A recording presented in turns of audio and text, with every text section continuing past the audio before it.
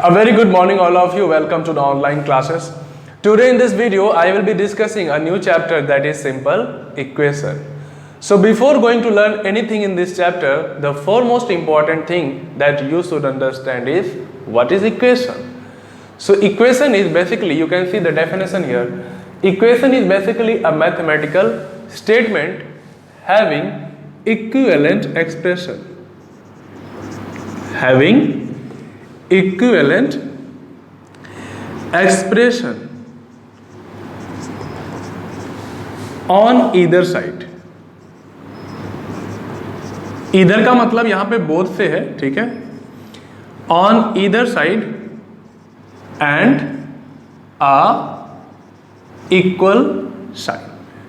देखिए आप डेफिनेशन पढ़ेंगे तो आपको सारी बात समझ में नहीं आएगी, ठीक है, बट आप थोड़ा इसको समझने की कोशिश करिए कि डेफिनेशन में क्या बात कही जा रही है.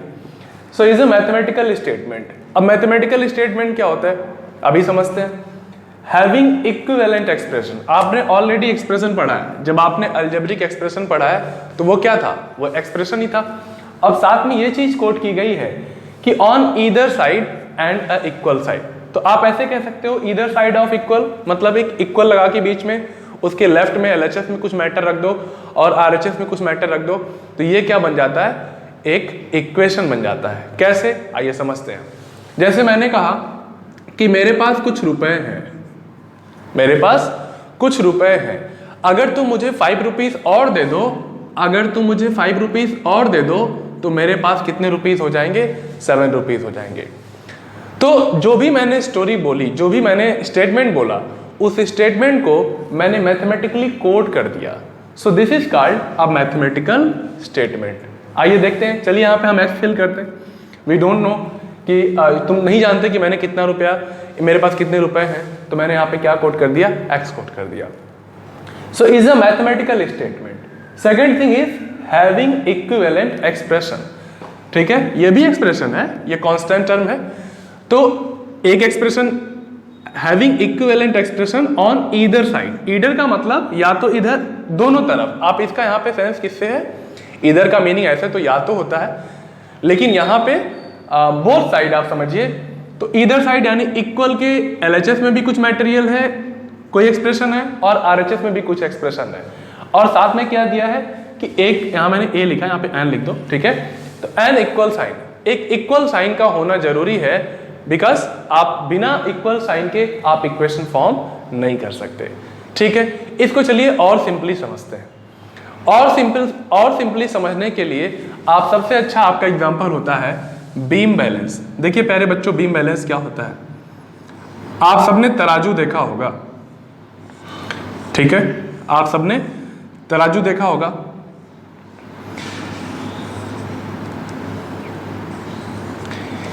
इक्वेशन को समझने के लिए बीम बैलेंस एक बहुत ही अच्छा मीडियम है. बीम बैलेंस का नेचर क्या होता है, चलिए मान लीजिए इसको एक बार हम बैलेंस कर देते हैं. ठीक, ये जो बीम बैलेंस यहाँ पे जो सिग्नल लगा रहता है, ये क्या इंडिकेट करता है, इक्वलिटी इंडिकेट करता है.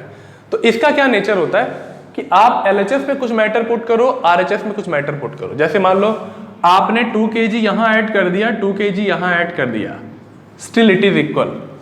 ठीक, आपने -1 इधर कर दिया, -1 इधर कर दिया, तो इक्वेशन क्या रहेगा, इक्वल रहेगा. क्या कहना चाह रहा हूं मैं कि एक इक्वेशन अगर फॉर्म हो जाता है तो उसके बाद आप इक्वल के दोनों साइड में सेम ऑपरेशन, ठीक है, इधर मैंने +2 किया तो इधर भी तुम +2 कर दो, तो इससे क्या होगा, इक्वेशन पे कोई फर्क नहीं पड़ेगा. ठीक है, तो इसके साथ साथ और भी बहुत सारी चीजें समझनी है. देखिए बेटा, ये जो है ये अलजेब्रिक एक्सप्रेशन नहीं है, इसमें अलजेब्रिक एक्सप्रेशन इन्वॉल्व होता है जरूर, लेकिन इसको तुम अलजेब्रिक एक्सप्रेशन नहीं कह सकते. ठीक है, क्योंकि सिर्फ अलजेब्रिक एक्सप्रेशन में इक्वल साइन नहीं होता है. जब उसमें इक्वल साइन के साथ एलएचएस आरएचएस दोनों तरफ कुछ मैटर आ जाता है जो कि इक्विवेलेंट रिलेशन शो करता है, तो उसको हम कहते हैं इक्वेशन. ठीक है,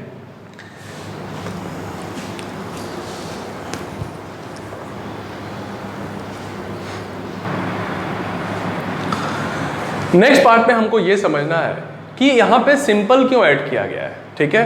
तो सिंपल आप यूँ समझ लीजिए, इससे सिंपल इक्वेशन नहीं बन सकता, ठीक है। देखिए आपका जो वेरिएबल होता है, मैंने कहा किसी नंबर में 5 ऐड करने पर 7 आता है, ठीक है। तो यहाँ जो वेरिएबल है ये सिंगल पावर में है। कोई पूछे कि x का ये जो वेरिएबल यहाँ पे x दिख रहा है, इसका पावर क्या है, पावर कुछ भी नहीं है। तो यहाँ पे बाय डिफॉल्ट पावर क्या होगा, 1 होगा। तो जब 1 पावर मैक्सिमम हो तो इसको हम कहते हैं, ये कैसा इक्वेशन है, ये लीनियर इक्वेशन है। कैसा इक्वेशन है, लीनियर, ठीक है। अभी आप आगे ग्राफ पढ़ोगे, जब आप 8th में थोड़ा सा 9th तक जाओगे तो आपको ग्राफ पेपर मिलेगा, तो वहाँ पे आपको समझ में आएगा इसका नाम लीनियर क्यों है। लीनियर मतलब एक लाइन में, ठीक है। तो अभी ग्राफ नहीं पढ़ाना मुझे। तो अच्छा, क्या सारे इक्वेशन लीनियर होते हैं कि कुछ और भी काइंड्स हैं? तो बिल्कुल है। देखिए अगर कोई इक्वेशन ऐसा है कि किसी नंबर के स्क्वायर में 4 ऐड करने पर 20 मिलता है, ठीक है। किसी नंबर के स्क्वायर में जब भी किसी जो बात मुझे पता नहीं रहती है तो उसको मैं किससे रिप्रेजेंट कर देता हूँ, x से रिप्रेजेंट कर देता हूँ, ठीक है। तो 4 ऐड करने पे 20 मिलता है। तो ये भी एक इक्वेशन है, लेकिन इस इक्वेशन में जो वेरिएबल है उसकी पावर अब 1 नहीं है। इसकी पावर कितनी हो गई, इसकी पावर हो गई 2। So this is not linear. इसको हम बोलेंगे ये क्या है, ये क्वाड्रेटिक है। तो ऐसे क्वाड्रेटिक, क्यूबिक, क्वाड्री और बहुत सारी चीज़ें, टेट्रा आप आगे पढ़ेंगे, लेकिन अभी के लिए आपको सिर्फ क्या सीखना है, लीनियर इक्वेशन सीखना है, ठीक। अब है कि लीनियर इक्वेशन हम सॉल्व कैसे करते हैं, ठीक है। किस तरह के क्वेश्चन आपको इस एक्सरसाइज में मिलेंगे और क्या क्या बातें आपसे पूछी जाएंगी। तो हम कुछ डेमोन्स्ट्रेशन लेंगे, कुछ एग्जाम्पल लेके समझेंगे, उसके बाद हम एक्सरसाइज की तरफ प्रोसीड करेंगे। देखिए प्यारे बच्चों, मैंने अभी आपको बीम बैलेंस का एग्जाम्पल दिया। मैं फिर से रिपीट करता हूँ क्योंकि ये बिगिनिंग है, यहाँ पे आपको हर बात बहुत अच्छी तरह समझ में आनी बहुत ज़रूरी है, क्योंकि ये बचपन है आपका, बिगिनिंग है। अभी आपको बहुत ज़िंदगी भर इक्वेशन से मुलाकात करनी है, हमेशा पढ़ना है। तो यहाँ पे कोई कमी मुझसे, मेरी तरफ से नहीं रहनी चाहिए। तो आप भी पूरा फोकस करिए मैं क्या कहना चाह रहा हूँ। मैंने अभी बोला बीम बैलेंस के बारे में। अगर बीम बैलेंस एक बार बैलेंस है तो इसमें आप कोई भी ऑपरेशन आप अगर LHS RHS दोनों साइड करते हो तो इसकी इक्वलिटी पे, यानी इस इक्वेशन पे, इस पे कोई असर नहीं पड़ता है। तो मैंने सबसे पहला एग्जांपल लिया था कि किसी नंबर में 5 ऐड करने पर 7 मिलता है। आप सबको पता है कि x की जगह पे क्या फिल करने पे हमारा इक्वेशन सेटिस्फाई करेगा। हाँ, 5 में क्या ऐड किया जाए कि 7 हो जाए, 2। बहुत सिंपल था, इसीलिए मैंने लिया है कि आप इसको इजिली समझ सको। अब है कि हम इसको सॉल्व कैसे करते हैं, ठीक है। आप हर कोई सॉल्व भी कर सकते हो कि सर हमको सॉल्व करना है तो ये 5 है, 5 को उठा के इधर भेज देते हैं। जबकि देखिए प्यारे बच्चों, एक्चुअल में 5 इधर से उधर जाता नहीं है, ठीक है। ये सिर्फ एक बिहेवियर में है कि इसको हम इस तरह से सॉल्व करने की आदत डाल दी है, लेकिन एक्चुअल में क्या होता है समझिए। आप कैसे करते हो, आप ऐसे करते हो कि सर ये +5 है तो इधर आएगा तो -5 हो जाएगा। इस तरह से x की वैल्यू क्या मिल जाएगी, 2 मिल जाएगी। बट एक्चुअल में क्या होता है, ये बात आप यहाँ समझिए। तो x + 5 = 7। अगर आपको इसको सॉल्व करना है तो एक्चुअली क्या करते हो, तुमको x की वैल्यू चाहिए। तो तुम x की वैल्यू तभी पता कर पाओगे जब x के साथ में जो भी कंपोनेंट है उसको तुम क्या कर दो, एलिमिनेट कर दो। आप बहुत छोटी छोटी बातें यहाँ पे समझेंगे, जैसे जब आप बिगिनिंग में प्रॉपर्टी पढ़ते हैं, एडिटिव आइडेंटिटी पढ़ते हैं, मल्टीप्लिकेटिव चीज़ें, मल्टीप्लिकेटिव आइडेंटिटी पढ़ते हो ना, एडिटिव इनवर्स क्या है। तो कई बार आपको लगता होगा कि सर ये सब पढ़ने का क्या मतलब है, हाँ इसका यूज़ क्या है। आप जब पहली बार प्रॉपर्टी पढ़ते हो 7th में या 6th में, तो आप सबसे ज़्यादा इरिटेट होती हो, सर मुझे प्रॉपर्टी समझ में नहीं आ रही है। तो देखिए प्यारे बच्चों, वो प्रॉपर्टी जो आपके कोर्स में इंक्लूड की गई है उन सब की ज़रूरत है हमें।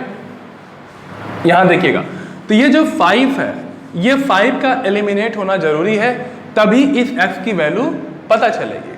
तो 5 एलिमिनेट कैसे होगा, तो ये +5 है, ठीक। आपने एडिटिव आइडेंटिटी पढ़ी है, तो इसका एडिटिव इनवर्स क्या होगा, -5।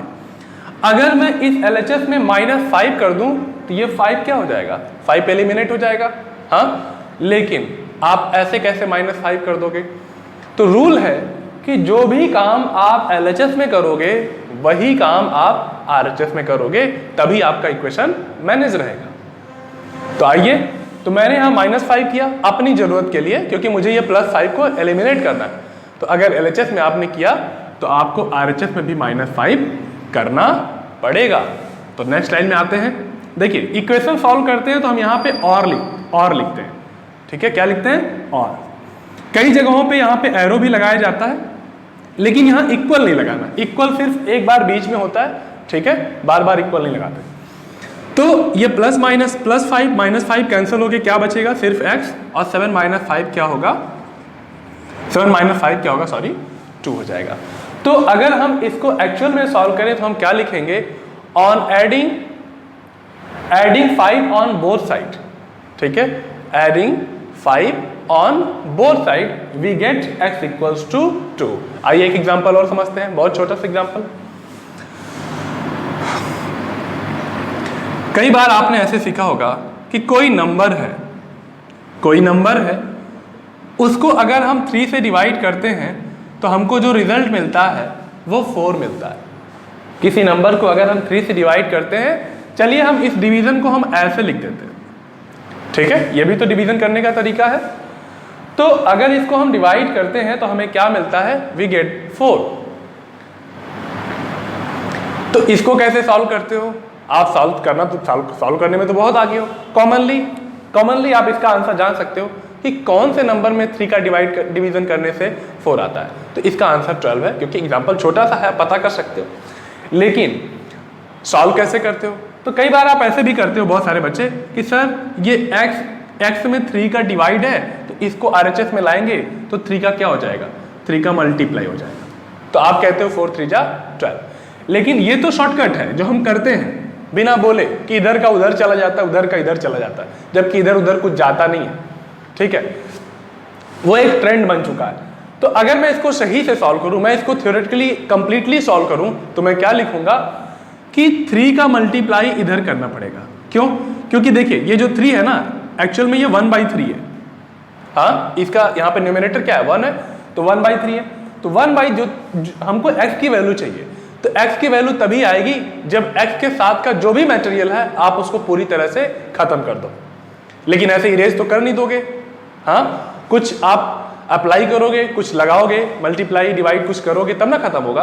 तो हमको इस 3 को खत्म करने के लिए यहाँ पे LHS में 3 का मल्टीप्लाई करना पड़ेगा भाई, तभी तो ये 3 कैंसिल होके 1 जा हो जाएगा। लेकिन 3 का मल्टीप्लाई अगर आपने LHS में किया तो आपको RHS में भी करना पड़ेगा।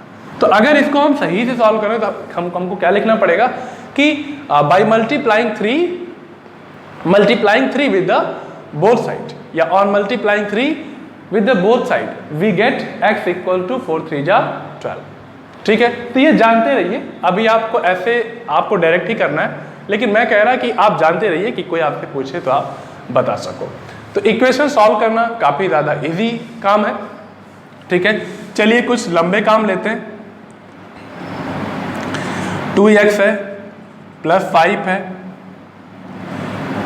= 7 है, ठीक। तो हमको अगर ये चाहिए तो 2x है, तो 2x को आप अकेला छोड़िए, ये +5 आप ट्रांसफर करते हो तो 7 - 5 होता है, ठीक। तो यहाँ पे क्या होगा? 2 होगा। तो 2x = क्या होता है? 2 होता है। तो x = क्या होगा? देखिए ये 2x है, तो 2 का x में क्या रिलेशन है? मल्टीप्लाई का। तो जब आप इसको RHS में ले आओगे तो ये 2 क्या करेगा? 2 में डिवाइड कर देगा और रिजल्ट आपका क्या मिल जाएगा? नीचे आ गया मैं काफ़ी, ठीक करता हूँ मैं इसको। तो 2 × x, मैं यहाँ से कर रहा, यहाँ तो दिख रहा है आपको। 2x = 2 है, तो x = क्या होगा? इस 2 का यहाँ पे रिलेशन मल्टीप्लाई का है, इसको ट्रांसफर करोगे तो डिवाइड का होगा, फाइनली x का रिजल्ट क्या आएगा? 1। अब एक बात और कि जो भी रिजल्ट आपका आता है, जो भी वैल्यू आती है, अगर आप उस वैल्यू को यहाँ पे पुट करोगे, देखो ऐसे मत पुट कर देना 21 हो जाएगा, नहीं, आपको मल्टीप्लाई रिलेशन डाल के पुट करना है। तो 2 1 जा 2 और 2 5 7, तो जो भी वैल्यू आएगी अगर आप उसको वहां पे फिल करते हो तो आपका इक्वेशन बिल्कुल क्या होगा? सेटिस्फाई होगा, ठीक। तो ये सारी बातें आपको ध्यान रखनी है और इसके बेसिस पे आप अपना एक्सरसाइज स्टार्ट कर सकते हैं, ठीक है। जैसे मैं कहूँ कि 6.1 में क्या है, आपसे बोला गया है कि वेदर, वेदर का मतलब होता है या तो यस नो बताइए, वेदर का मतलब यस नो में आंसर दीजिए कि the equation is satisfied, right, yes और no. Give it is given that in the first part of the exercise 6.1 it is given that कि x - 5 इक्वल टू 18, ठीक है। तो यहाँ पे एक वैल्यू गिवन है x इक्वल टू 20, तो आप x की जगह पे 20 को इंसर्ट करो और देखो कि 20 में से 5 सब्ट्रैक्ट करने पर 18 आता है कि नहीं आता है। अगर आता है इट मीन्स कि 20 x को सेटिस्फाई कर रहा है, नहीं आता है यहाँ पे तो नहीं आएगा, तो कहेंगे 20 x को सेटिस्फाई नहीं कर रहा है and that's why it is not the correct value for x। तो x की जगह पे क्या होना चाहिए, एक्चुअली यहाँ पे होगा 23, क्योंकि 23 में से आप 5 सब्ट्रैक्ट करोगे तभी तो 18 आएगा। सो इसके बेसिस पे आप एक्सरसाइज स्टार्ट कर सकते हैं। आज के लिए इतना ही, और मुझे उम्मीद है कि आपको सारी बातें बेसिकली बहुत स्लोली मैंने स्टार्ट किया तो आपको सारी बातें अच्छी तरह समझ में आई होंगी। So this is all for today, thank you very much, have a good day.